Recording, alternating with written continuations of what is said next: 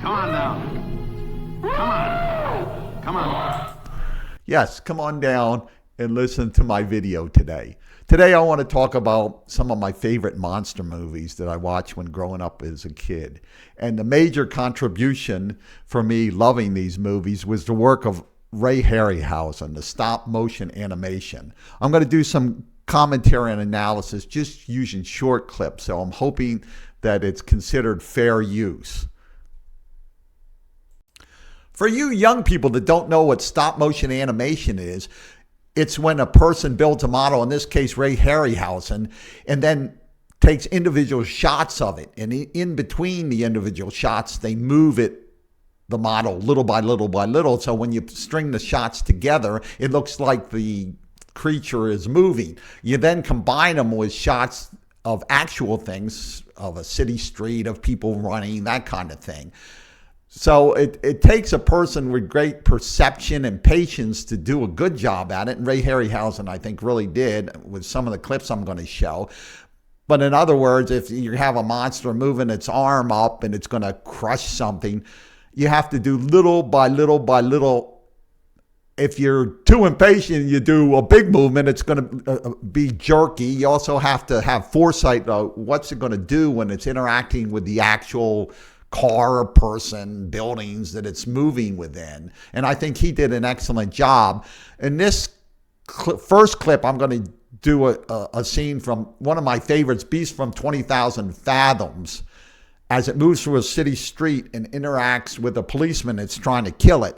So I want you to notice certain things. Look at the design of the creature, how it moves, how it looks in relation to the buildings as it's walking down the city street, how it interacts when it finally gets to the policeman. So let's take a look at it and see how it looks. Here's the policeman. It's coming towards him. Now I'm going to try to stop it. I don't know if I can at an exact spot. If you watch carefully, its tongue comes out. Let's see if I can catch it. I don't know if I can. There. See? Its tongue came out. Now, a lazy person like me, if you gave me the assignment of making this monster and they said, I want its tongue out, like, why am I going to make a tongue come out? It only comes out for a fraction of a second. It looks more realistic. It's something as a kid you see, you don't even think about, like the work put in to do that. Also notice this thing, it's in the light. And as it moves through the city street, if it goes by a tall building that shades it from the sun, it goes into darkness. It goes from light to dark. It makes it more interesting. It's something you might not even be aware of, but it makes it more interesting dynamic as you watch it, to have the foresight to even think of that. So let's watch and see if you notice it.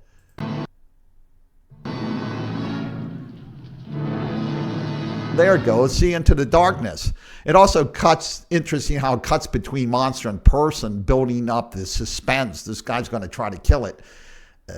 What's going to happen when he gets towards it? Is that little gun he's not going to be able to do anything? But see it in the darkness, as I said, and as you see, watch it as it moves further, it's going to move into light again and see.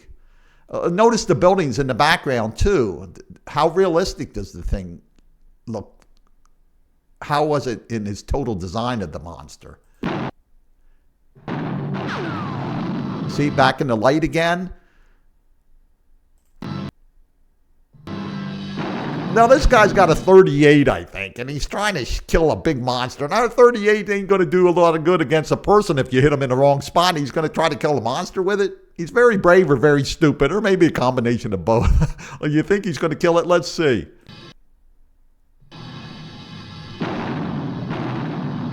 But now these guns aren't very easy to reload. He could have a quick speed reloader, but now he's got to do individual bullets, and he doesn't run away to cover anything. Now I want to watch how this creature interacts with a person now and see what you think as it comes together.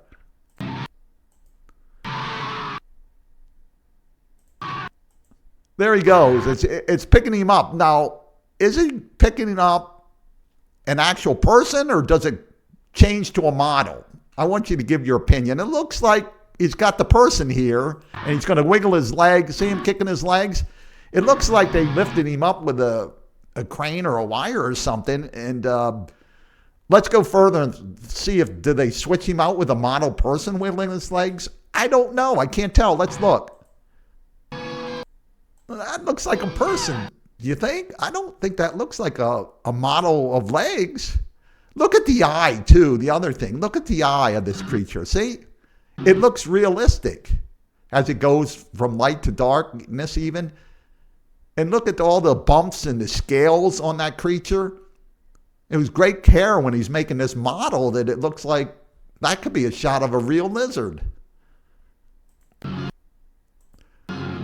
the movie, if you listen closely, the thing goes gulp and swallows him. I don't know if you can hear it on the soundtrack of this, but I thought it's funny. Gulp! And of course, people running away. One thing I'll emphasize is his further movies. They're good at adding background shots to give you the idea that the things actually happen and people are reacting. They don't skimp on hiring extras to add dramatic scenes to the movies. Now I want to show a clip from the film 20 Million Miles to Earth, and it was 1957. And what I want to show with this is that the use of lighting, like I said before, being aware of the lighting, using it to good effect. The woman comes into her trailer and the light's not on and the monster's there. You can see it in the lower right-hand corner. It's hatched out of an egg that they brought back from Venus. So she'll turn on the light and then let's watch what happens. See how effective that was in revealing it? Grandpa? Now I want to watch how effectively it merges with her father's going to come in, or grandfather, whoever the heck he is, and the creature walks across in front of both of them, and it just looks as if it's there, seamlessly merges with the background as if it's a real creature. Let's watch. Grandpa! What is it, mia cara? What? See there? Now I'm going to go to another movie that's not a Ray Harryhausen, so we have something to compare when I go back. This is from the giant Gila monster, made in 1959.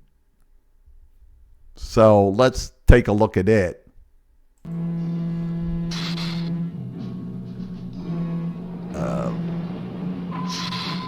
Giant Gila monster is walking under a train trestle, and as a train is coming.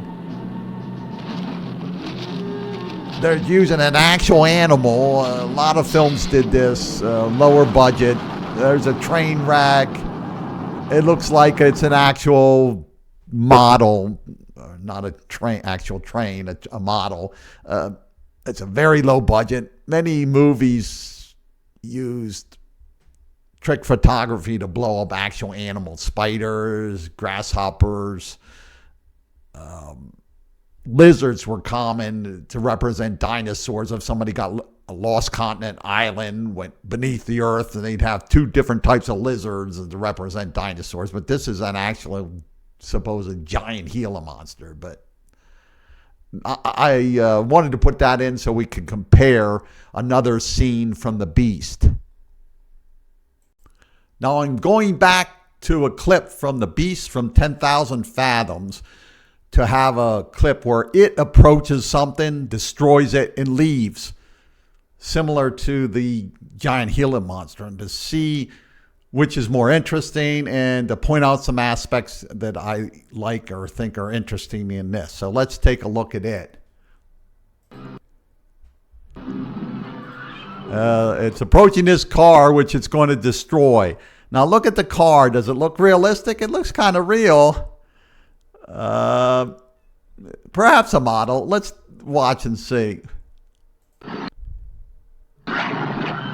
Crushes it, and now it looks more like a model. I think the sign and the meter, the coin meter in front, if you can see it, are models. Obviously, the people in the background are real, but it merges effortlessly. I think the way the creature moves, and this is a fake creature, is more interesting than the real Gila monster. Even with its tail going by, see?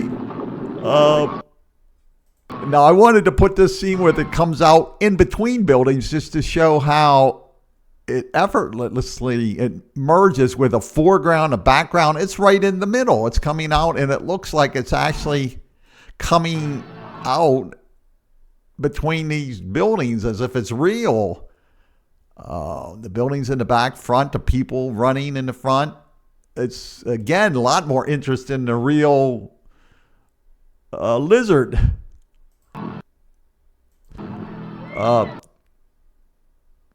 The other thing that you can have this thing do things that you can't train a Gila monster to do, to step on a car an exact way that you want it to. The Gila monster is going to do whatever it wants to do. I don't think you can train one of those. Or this one, you could do precise interactions with models exactly how you want it to do. Now, I wanted to look at another film called It Came From Beneath the Sea, made in 1955. Now, what I want to say about this is I was creeped out more from just showing a part of the monster than the complete monster. I'll start the clip and make some comments and show you what I mean.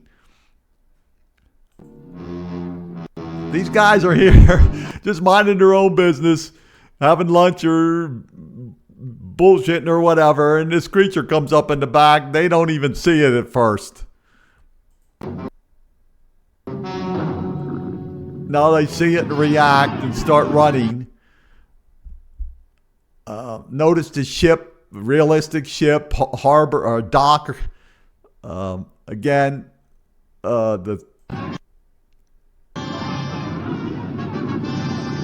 here the suckers on the bottom. When I first saw it, I was a real young kid.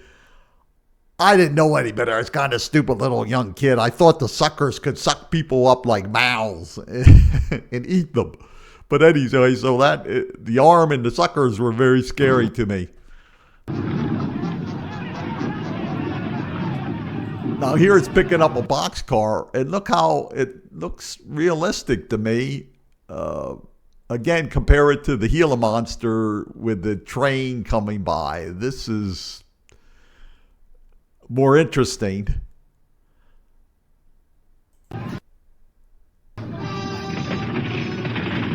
One thing I wanted to comment on in these movies, many of these movies, is the number of people and the panic that it shows. They put a lot of effort into hiring a lot of people and making them quite different, like workers and young, old, whatever, running in all different directions. It adds to the drama. See, here they go.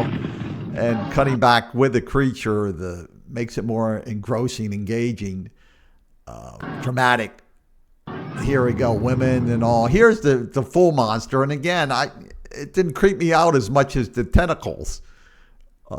It is a gigantic thing. And one thing about that Ray Harryhausen, he had to pay attention to is the dimensions of a creature he's making. In other words, you couldn't have it in one scene it's 50 times bigger than a car, and another scene it's 10 times. He had to, from scene to scene, be aware of the dimensions if he wanted to keep it realistic or interesting, not stand out. Here's a part that creeped me out. Like I said, this arm is chasing people. That was more frightening as a kid to think of myself being on the street and this thing coming down the street trying to get me. But look how realistically it fits in with the running people, the buildings.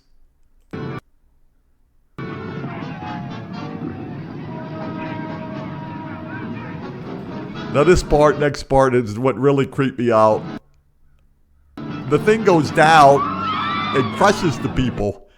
And then when it goes back up, they're gone. And like I said, I thought it had suckers and could just suck them up and ate them, but it just squashes them. So it pulls it away. But I enjoyed this movie a lot as a kid. So this is another clip from 20 Million Miles to Earth. I wanted to point out a few things using this clip, so let's get to it. Alien has grown in size, and an elephant gets out, and they start a fight. Now, not only the monster is a model, but the elephant is also. As I mentioned before about using real animals, I mean, the difficulty of using a real elephant and have it do different things and then make a model and interact would be, almost impossible to do it in an interesting way. This way, he can do it easily, make the elephant move how he wants and react with the monster. And the elephant looks decent. I mean, lots of shots. It's very good. Again, with the people, like I mentioned in the other movie.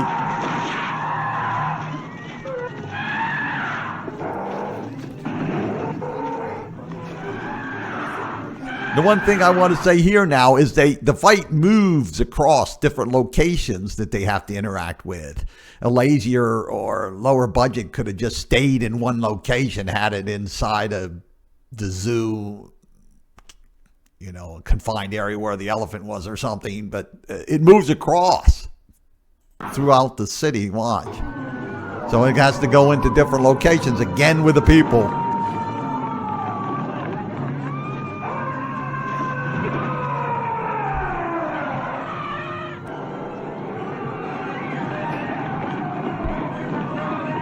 This is a funny part here. I had to comment with the different variation of people and things that happen. These people are like, they're so panicking, they just knock each other down. I think in the 20, what do you call it? Beast from 20,000 Fathoms. I think there's a blind man where the panic, they just run him over and I don't care. In this case, it's like every man for himself. But I thought it's funny. They think of different situations to make it more dynamic with the crowd. It's just, I don't know how many extras they hire. Long before the film Independence Day, there was an alien invasion film called Earth versus the Flying Saucers in 1956. Here we see flying saucers. I just wanted to show that Ray Harryhausen could use his special effects for making things other than monsters that were creatures, that these are intelligent beings using their advanced technology to invade Earth. I wanted to show this clip too, that pay attention to how he changes the perspective of where the ships are being viewed, how they're being viewed. In other words, it's up above, looking down upon the buildings, way in the background. And as they travel across, there's different locations, not only different buildings, but you're seeing it from a different angle, so to speak, that keeps the shots from one to another more interesting, has a dynamic. Let's keep watching. More buildings, different buildings. This, see, it changes where it's sort of, the other views were up above. This is sort of sideways, middle ways, looking directly across. Now, as you watch, it'll switch down to a ground level view. See? It's more if you're on a person on the street looking up now. I think that adds interest. It's something as a kid I wouldn't notice, but it keeps the shots interesting rather than just showing a spaceship at the same level flying across different buildings. It makes it more interesting. This I just wanted to show. I had mentioned many times about the different people, but this is showing a different profession, showing military people rather than just average citizens. So again, thinking of various things to keep everything a little different and more interesting to watch.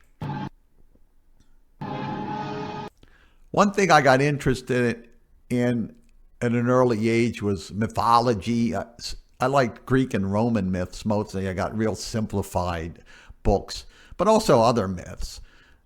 And Ray Harryhausen worked on some films with mythology and also fantasy, which I really liked as a kid. So we'll look at Jason and the Argonauts from 1963, and I'll point out some things about it. Is it another? This guy had taken some teeth from a dragon that had been killed, threw them in the ground, they sprouted up as skeletons. Now, if they didn't have the stop motion animation, they could go on an easier way of putting people like as dead zombies type of things. Corpses pop out of the dirt, but it wouldn't be as interesting. It'd be cheaper, lower budget, but these skeletons are spookier, scarier, especially as a kid. Let's see what they do. Here I wanted to stop and point out the detail of the shields. The shields have different designs on them, different things that, again, somebody that was trying to save money wouldn't have to do that. So let's watch what happens. Kill them all! These things actually move spookier with the animation than a person can actually move. It's actually, since they're skeletons, I would expect how they move. Now, this amazes me, the choreography that's needed, because you have multiple people, multiple skeletons, to have it all designed out what each person should do and then fit the skeletons in the move. It takes a lot of foresight and planning and precision.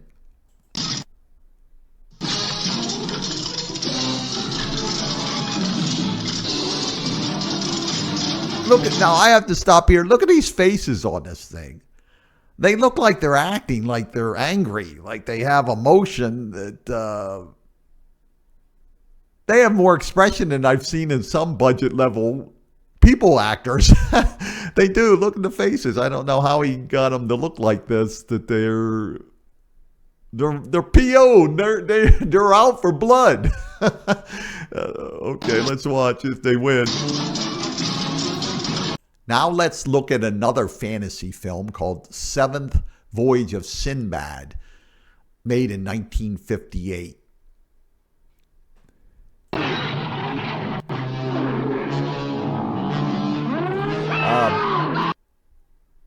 A Cyclops has set a trap, put a bunch of treasure in there, and the greedy people go in to get it. It catches them. It's going to put them in a cage and eat them. It sort of freaked me out as a kid.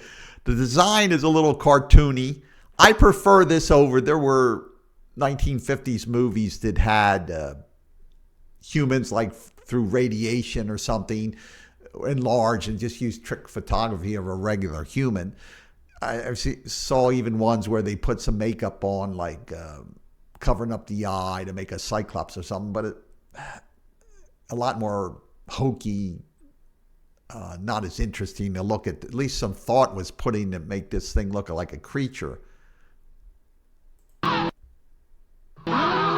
the cage you saw, and here's the hand. Now this is pretty good with the hand going in to reach for him. Again, the creep factor, the plot and acting in some of these movies really adds into whether it's scary or frightening. But the thing is that he's intelligent, and he's going to catch these people using his smarts, and he puts them on a spit, like a rotating thing over a fire where they slowly turn to roast them or cook them, whatever that is, when you turn them slowly over the fire. It's kind of frightening as a kid. It also showed me, don't be greedy, because this is what can happen to you. Now I want to look at this. With a hand, it looks like, okay, that's a real person being hauled up on a wire or something. But when he comes out, is it a model that he's holding or a man? Give me your comments. I'll stop at a couple places. That looks like a model there. like clay model or something he's holding. What do you think? Now this guy, he's the star, so I think they might use him more often. That looks like him hanging. I'll stop him. That looks like somebody wiggling there. Yeah, that looks like him. See, that looks like him hanging there. Again, put your comments if you got a better eye than me. Again, that looked like a doll. It's hard. There's a shot of the monster. Again, as watching this as a kid, I didn't have the technology to stop it and try to analyze it. I just got into the story of going with the flow. The monsters got him. Oh my gosh, that's horrible to be eaten like that. Now, this next film, I distinctly remember seeing at the movie theater. It's called Mysterious Island, 1961. Now, my brother and I used to walk to the movie by ourselves. I was in the first and second grade, maybe even kindergarten. And a quarter would get us into Saturday matinee, plus get a snack. And occasionally they'd have a ticket with a number on and show a short that had a funny race car, boat, whatever, where they gradually crash. And if your number was picked, you got a free prize, a yo-yo, a free popcorn or something like that. But just to show you as an aside what it was like when I was young. Any event, let's get on with this clip.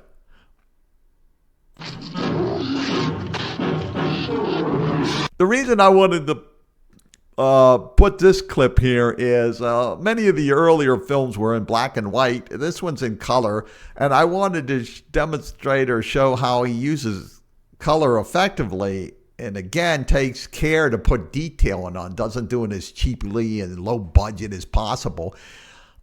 It looks like he actually looked at a crab. We used to eat crabs when I was young, catch them or buy them by the bushel. Now they're too expensive, but they looked multicolored like this. They weren't just all one color. So let's keep playing it. Stop it again. See how it's dark on the tips of the pinchers and lighter underneath, and darker and even shades of orange brown. It's not all just one color. It's somebody, again, not paying attention or just lazy, could have just made it all one color. But it's much more interesting like this and lifelike. The other thing to look at is like the legs. I missed stopping it. Well, we can see here the segmentation and the body parts. It's like he actually looked at a crab, all the different mouth parts, the segments, the little bumps and all the little hairs they have on them. Went a lot of work to make the monster. Again, there's the coloring and the segments, and look in the legs, the little bumps on them, that they have bumps like that. I think this may be when he grabs the clip later, and it may be like a big physical prop that the guy squirms around in, but I don't think I have that attached. But I really enjoyed this. It had a bunch of other big monsters. I'm not going to show them all. I just want to demonstrate. It's a good film. I wanted to do another clip from Mysterious Island. So let's take a look at it. Giant bee traps people in a cave. It's showing it from two different directions, outside and inside. I thought was interesting. A lot of care and design of the bee. I don't want to stop here. Look at the hair on this thing. The hair on this bee. It looks like there's thousands of hairs on this thing. And the head, it looks just like realistic. Now it's working to seal these people up. Sealing us in. What I wanted to show here was, as it seals up with the beeswax or whatever it's sealing up, it has the shadow that you can see through the beeswax. And I keep going over about the attention to detail and thoughtfulness. Like a lazier person or a low budget person might say, well, geez, when it puts the beeswax, you can't see through it. That'll be easier. But this is more interesting, that you see the shadow. Watch as it continues working. See the shadow there? There you go. Look, even if it's all done, there's the shadow. So overall, all the films he put into, he was paid a lot of attention and seemed to have a love for his craft and tried to make the best product possible, is my impression. And I enjoyed all the movies I saw with his. So if you ever get the chance to watch any of the movies, legitimately see a whole thing, give it a shot. They're pretty interesting. So thanks for tuning in today, and I'll see you next time.